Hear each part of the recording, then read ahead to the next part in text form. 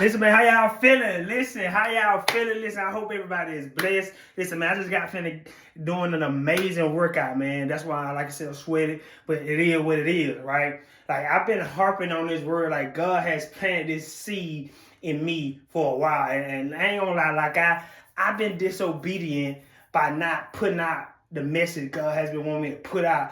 And like you say, man, listen, just like the way Samuel couldn't ignore God's call, when God calls on you, there's no way you can ignore that. Right? Like God, like when God calls you, there's one phone call, like, and you can't keep ignoring it, and God is going to keep calling you until you pick it up.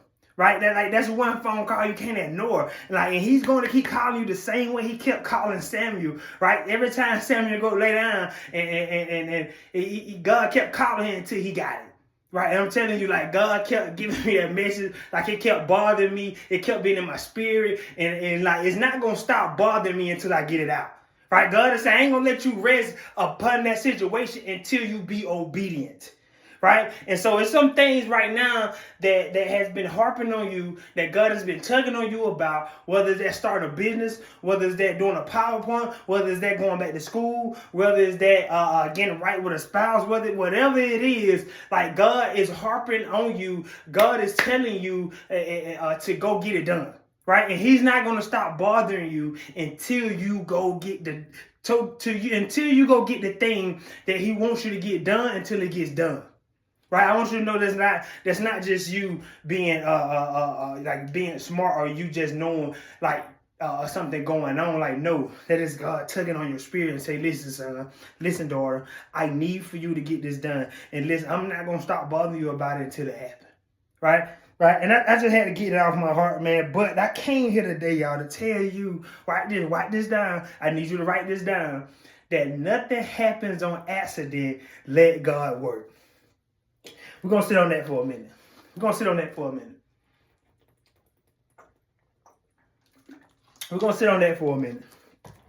Nothing happens on accident. Let God work.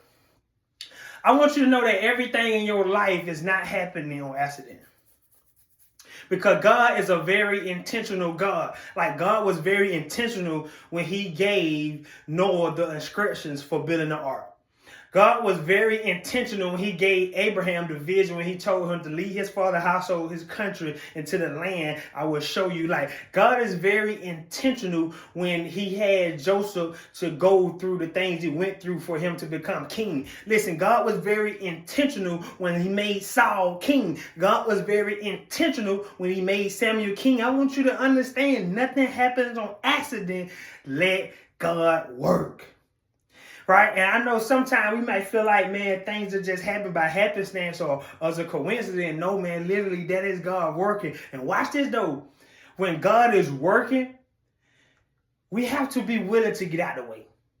And I'm speaking from experience. Like, that's another problem like we have as humans, because as humans, like, we want to control everything. And like, that's why most of us really don't invest in the stock market and just do investing, period. Like, most of us don't want to, like, once we invest that money, like, you no longer have control over it. And for some strange reason, when our money is in the bank, even though it's losing to inflation, like, we love that sense of security. Notice I didn't say security. We love that sense of security. We love that sense of, I got control over my money in this bank. Like, once it goes in the stock market, I have no control over whether it goes up or down, or whether when I put it inside this building, once I put it inside this piece of real estate, like, I have no control on whether that house price or the value of the equity of the house goes up or down. Like, I no longer control that. So most people, we love to save our money in the bank because it gives us some type of sense of control. And we take that same energy, we take that same mindset into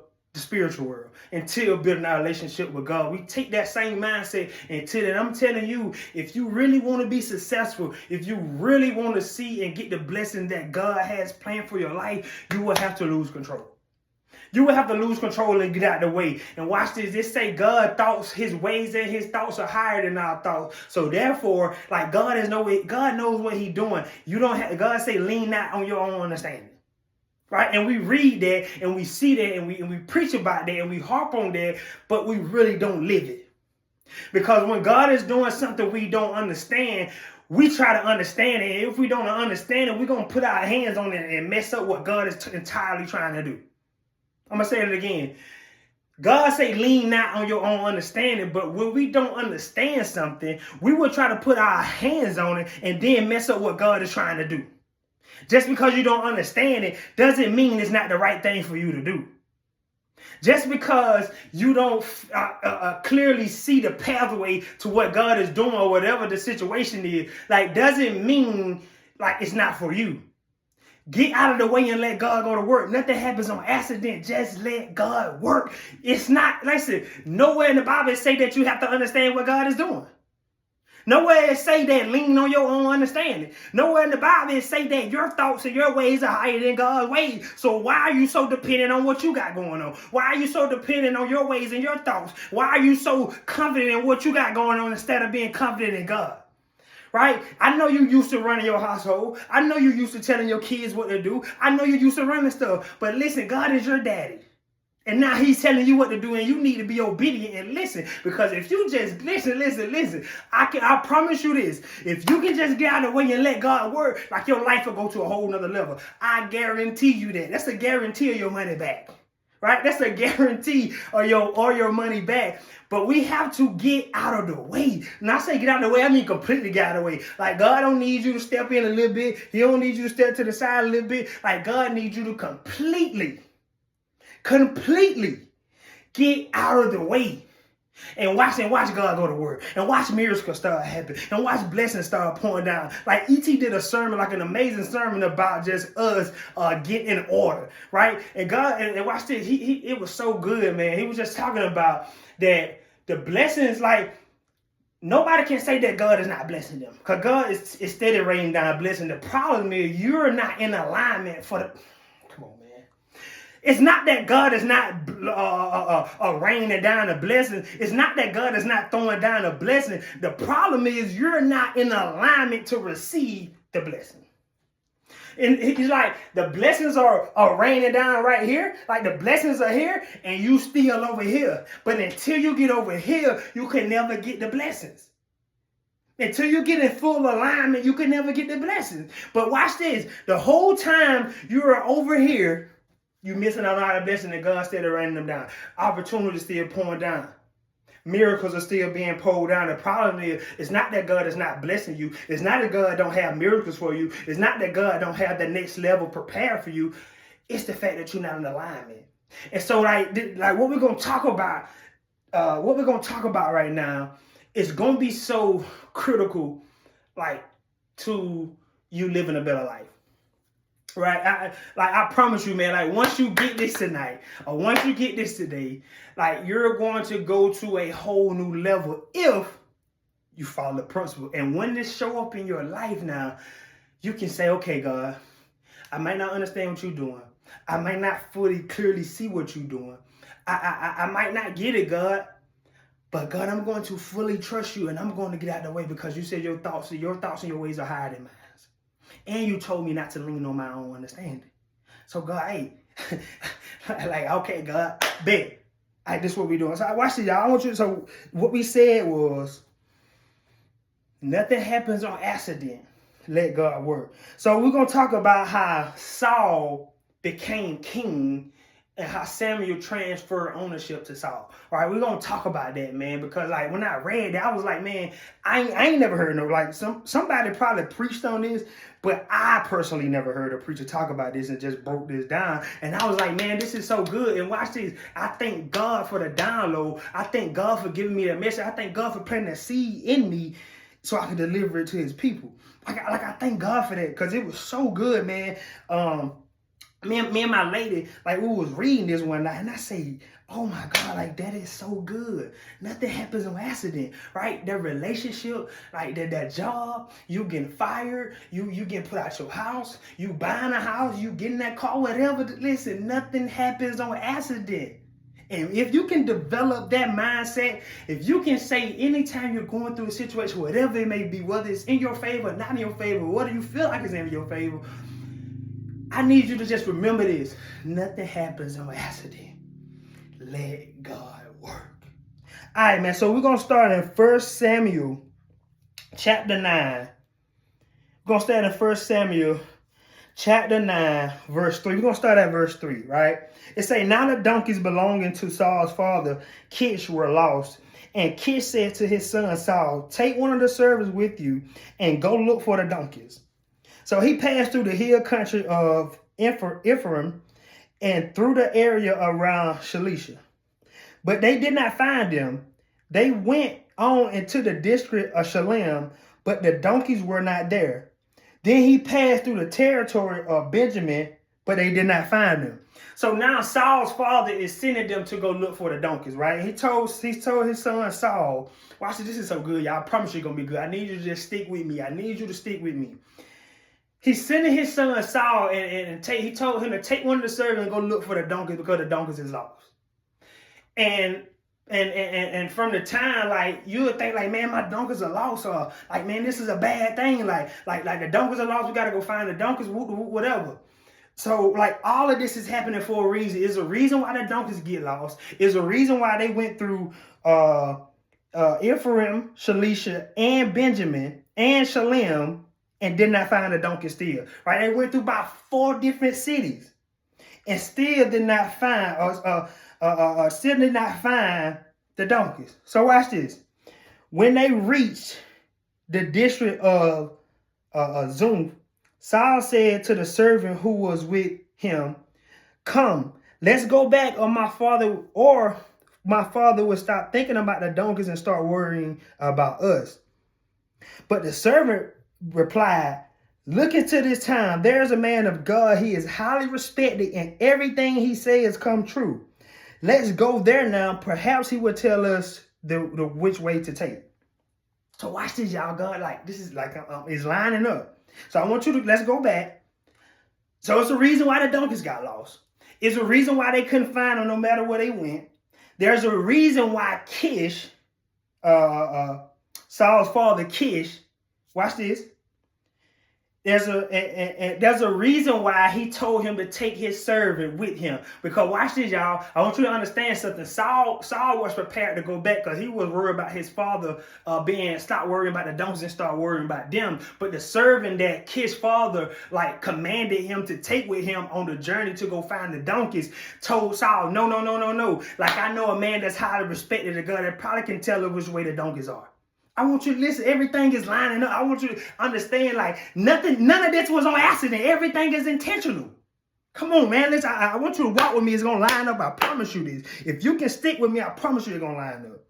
But the servant replied, look at this time. There's a man of God. He is highly respected, and everything he says come true. Let's go now. Perhaps he will tell us what way to take.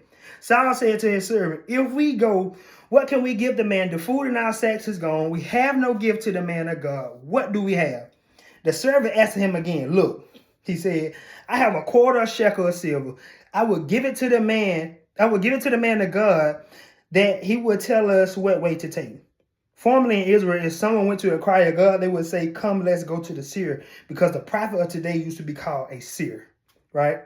So he said, good. Saul said to his servant, come, let's go. So they set out for the town where the man of God was. So watch this. Listen, Saul was prepared to go back. But Kish, his father, Kish, told him, listen, take a servant with you. It was a reason for all of that. Because now, the servant, listen, Saul, man, we ain't got nothing to give him. The servant, first, I know a man. Then second, I'm a paying for it. I got it.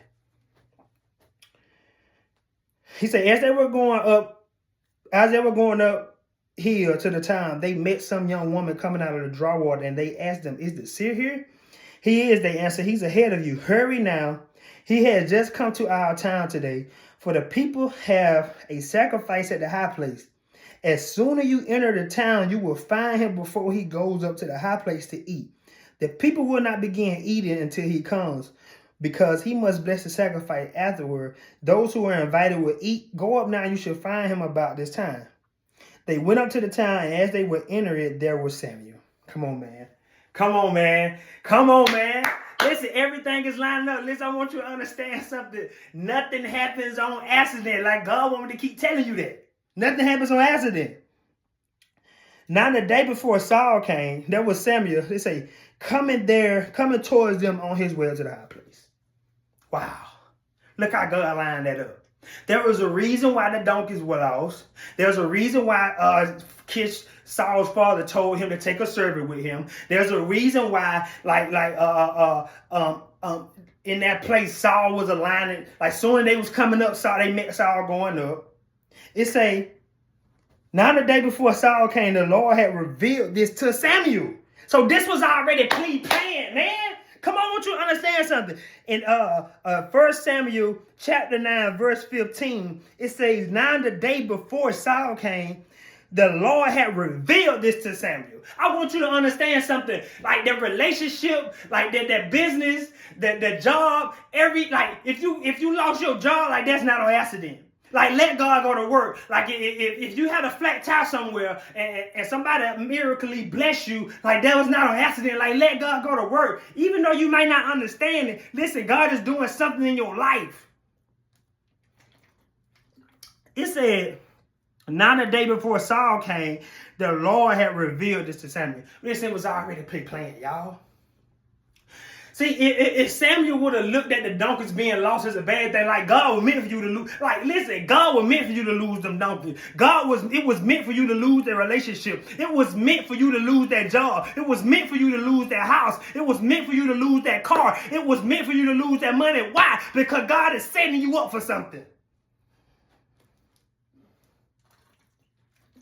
God is setting you up for something, but you too busy trying to figure it out. You too busy trying to understand why you got put out. You too busy trying to understand why you lost the money. You too busy trying to understand why you lost the relationship. Instead of just getting out of the way and just say, listen, okay, nothing happens on accident, let God go to work. Because God is setting you up for something. God has already got something pre-planned that you might not understand. Listen, I want you to know Saul had no intentions on becoming king.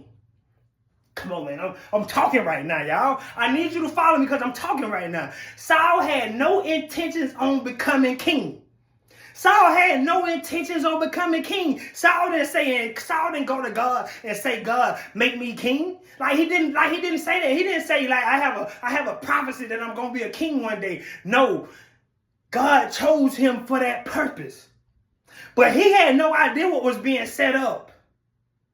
He didn't understand why the donkeys was lost. He didn't understand why Kish told him to take a servant with him. He didn't understand why the servant told him, no, I know a man, and I give the shekels. I got what he told him. He said, I have a quarter of shekel.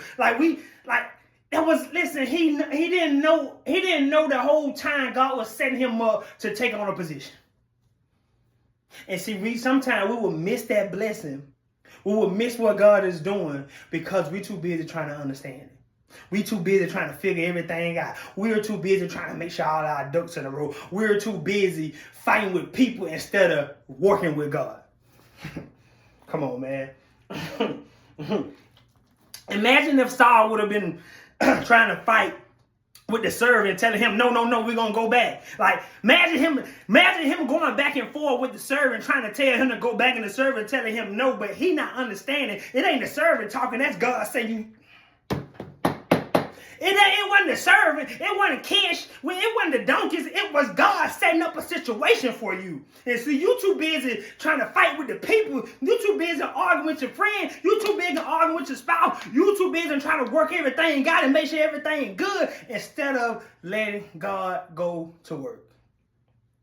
Because nothing happens on accident. Come on, man, this is good. I ain't gonna lie, I love this. He said, about this time tomorrow, I gotta read that one more time. He said, now the day before Saul came, the Lord had revealed this to Samuel. About this time tomorrow, I will send you a man from the land. Come on, man. I want y'all, listen, y'all. When I read this, I was like, man, it's amazing how God is so intentional, and God can be doing something God can be working something now. That's why they say, man, listen, you got to stop complaining because you don't never know what God is doing. Stop complaining about that traffic jam. Stop complaining about you waiting in line too long for something. You don't know God could have been saving you from something. Right? If we can switch that mindset, I promise you, your life will go to a whole nother level. He said, I will send you a man from the land of Benjamin. Anoint him ruler over my people Israel. He will deliver them from the hand of the Philistines. I have looked on my people, for their cry has reached me. Listen, y'all. When Samuel caught sight of Saul, the Lord said to him, "This is the man I spoke to you about. He will govern my people." Saul, at least I want you to understand something. Saul had no clue of what was going to take place. If Saul would have been trying to figure out, like, why I'm looking for the donkeys, why is this servant trying to take me? Why is this man, who is this man that my servant was with me, my partner with me is talking about? Like, if Saul would have been trying to figure everything out, if Saul would have been trying to understand everything and trying to put his hands on it and trying to get in the way, I don't trust you, I'm not going to go this way, I'm going back home because I don't trust you. He would have missed all of that. He would have missed everything God was clearly setting up. And I'm telling you, you are missing so many things that God is clearly setting up because you want to put your hands on it, because you're trying to understand everything, because you want everything to be right. And you not understanding that nothing happens on accident. Let God go to work. Listen, the things that you don't understand, listen, it's just God work. It ain't meant for you to understand. God didn't say you have to understand what I'm doing. God say you have to just trust me and lean out on your own understanding. You ain't gotta trust God. I mean, say like you ain't gotta know what's going on. Like, trust God. I ain't mean to say don't trust God, but like trust God. Like, you don't have to understand it, but